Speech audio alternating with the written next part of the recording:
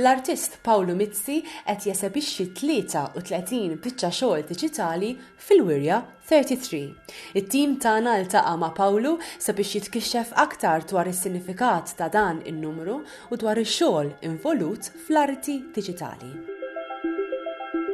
Il-medium tiegħi huwa l-computer. Naħdem xogħol diġitali bħala proċessi jiena nuża dak li jsejjaħ fil-kuntest artistiku reappropriation, jiġifieri insib materjal eżistenti u nirriċiklah f'xi ħaġa ġdida. Noħloq librerija ta' kontenut li mbagħad nużah meta tiġi l-ispirazzjoni nista' ngħid, insib materjal jew noħloq materjal diġitali li mbagħad nerġa' nirriċiklah f'kompożizzjoni partikolari. Jiena ħafna drabi anke bil-mobile jekk nara xi texture noħdilha ritratt, jekk nara xi disinn noħodlu ritratt, u mbagħad meta jkun il-mument kreattiv indur lejn dik il-library u nara x'immaġini ħanuża biex nikkrea il-kompożizzjonijiet tiegħi.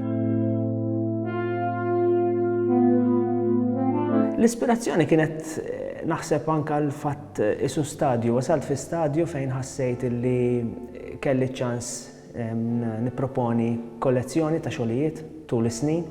Kien hawn din l-offerta min-naħa ta' Ġemelli ta' dan ix-xahar ta' spazju u ovvjament ħassejt li kien f'waqtu issa wara ammont ta' snin naħdem fl-arti li ntella sensiela ta' xogħlijiet across the years. Ġifieri bażikament din l-esibizzjoni hawn selezzjoni ta' xogħlijiet bejn wieħed mill-2011 sal-2022. Għaw din il-kollezzjoni li bażikament dak li jkun jista' qisu anke jara l-iżvilupp tax-xogħol tiegħi jew il-bidliet li saru fix-xogħlijiet tiegħi.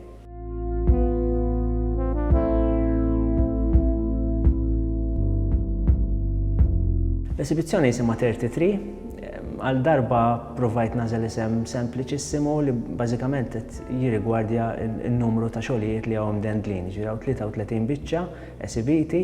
U allura għażil dan l-isem biex ma nkunx daqshekk profond. Fil-verità tant hawn temi li qed jiġu milquta f'din l-esibizzjoni li ma ħassejtx li nista' ntiha isem wieħed partikolari.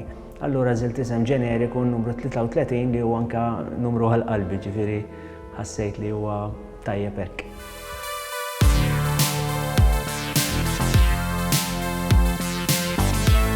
Din l-esibizzjoni hawn ukoll tekniċi varji, ġifieri hawn ukoll teknika ta' tracing, ta' illustration, fejn jiena nibbaża d-disinn tiegħi fuq immaġini eżistenti, imma mbagħad indaħħal xi element minn tiegħi bidla fil-kuluri, bidla fid-dettall, xi żieda ta' dettalji f'dak il-kompożizzjoni.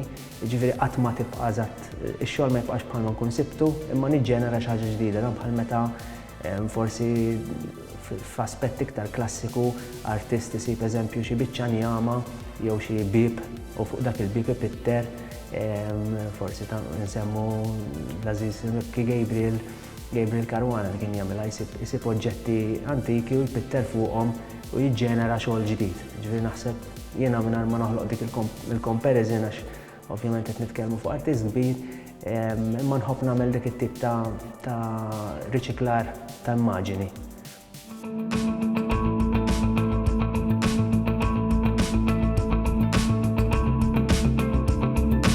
Naħseb f'din il-kollezzjoni hemm varjetà ta' temi u kważi nista' ngħid li kollha għalija nħosshom jispikkaw kemm għax jgħadduni minn perjodi li ħdimt fihom kif qed mill-2011 sal-2022, kif ukoll għax hemm temi li huma ħafna minnhom personali jew soċjali li nħosshom qawwija għalija.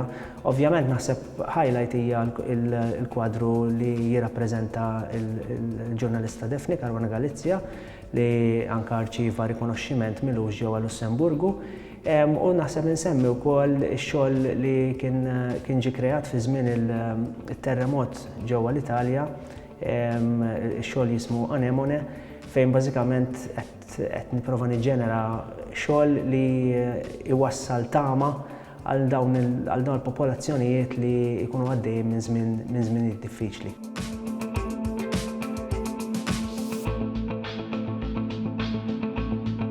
L-esibizzjoni hija għat-tul ta' Marzu kollu, sal-ewwel ta' April fil-fatt, u qiegħda ġewwa l-Gallerija Ġemelli ġewwa ta' Ali Crafts Village.